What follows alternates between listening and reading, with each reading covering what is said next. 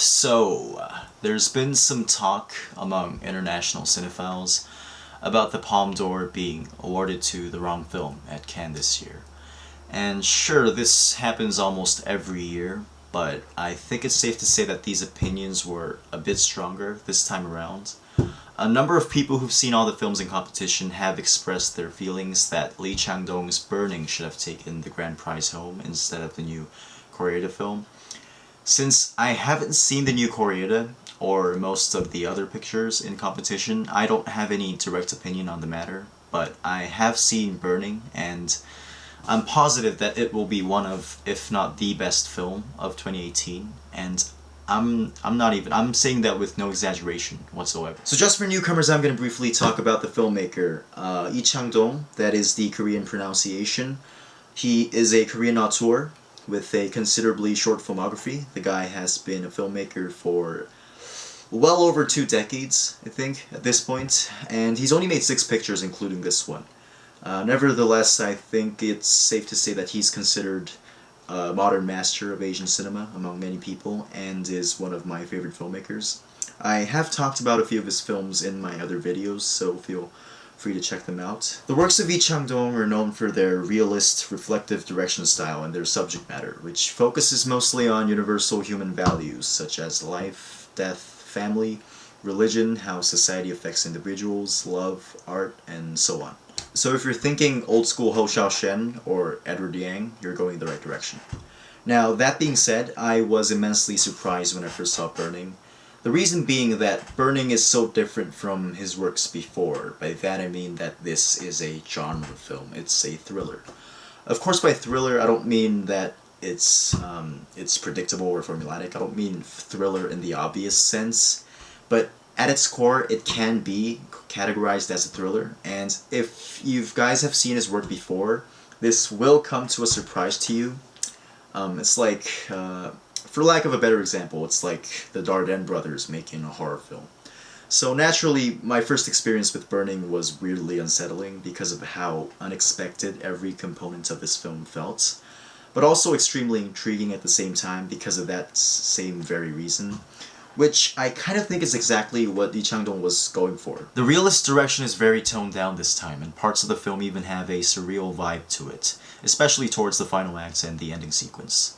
The plot, the setting, and the mise-en-scène are all riddled with metaphors and ambiguous dialogue that would not have worked in the tone of his other films or a less talented cast. Burning deals with the themes of the partially universal sense of helplessness and rage that is inherently found among the lower and middle classes of the younger generation in South Korea. The film can be vaguely summarized as a 2.5-hour-long duel between a struggling writer looking for a purpose, a theme of his unwritten novel, and his indescribable rage towards an unknown but strangely familiar entity. The reason I just gave you that absurdly abstract summary was because that was the part of Lee Chang-dong's vision that I was the most impressed by.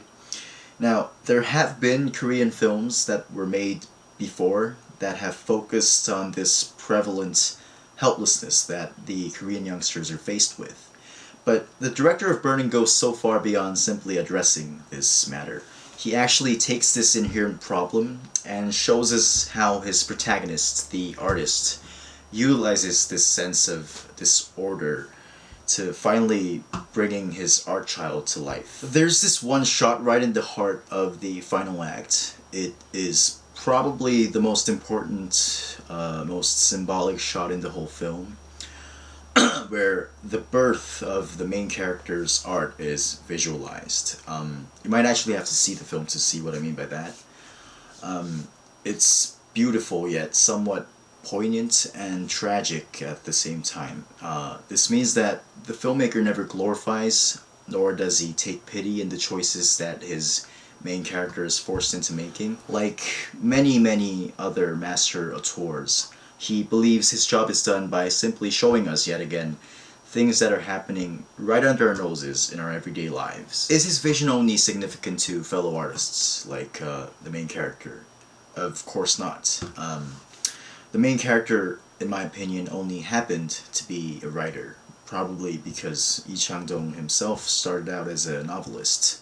But the point is that this film is about every young Korean citizen, including myself, We all have different coping mechanisms with our given situations, and the filmmaker neither glorifies or pities our chosen methods. So to sum everything up, this film doesn't really end with a period or an exclamation point, but it ends with a giant burning question mark. That the pun wasn't intended, guys. Burning is disparate from the director's previous works on a technical level as well.